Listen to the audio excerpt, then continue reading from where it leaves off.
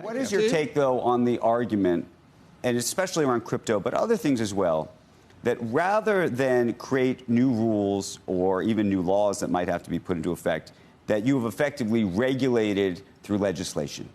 I mean, that is a huge... we don't legislate. No, I understand that you don't legislate, but that rather than have legislation or push for legislation or even implement rules that could be with real sort of bright lines, if you will, that what's happened here, especially in the crypto world, is that it's been done through the form of legislation. I mean, not legislation, through lawsuits, effectively. So what we are a law enforcement agency, and Congress set us up to be both. We oversee the markets. We approve all those registrations when people go public and so forth. But we also, about 700 plus times a year, bring actions. We have to go in front of a judge and sometimes juries.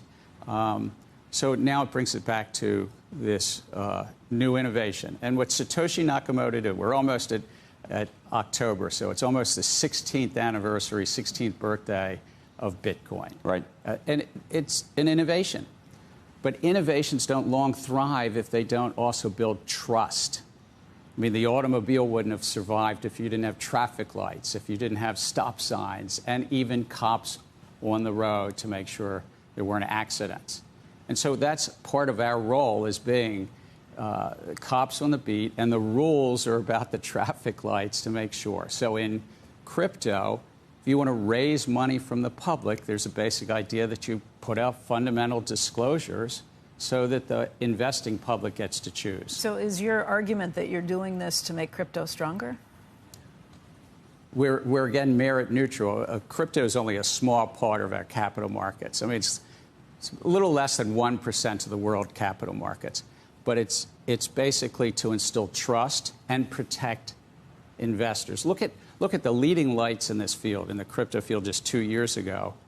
A number of them are in jail right now. And I'm not just talking about SBF. I mean, a number of others. Yeah. And there's been tens of billions of dollars of losses and bankruptcies and so forth. What field in America, innovative field in America, survives without building trust in that field and protecting investors or consumers? You know, if you're selling cribs or something, you don't want people to have a problem with the cribs. What we've heard from both candidates running in this election, first from candidate Trump and then from candidate Harris, is that they're going to be opening the doors probably and being more open to what crypto enthusiasts would like to see.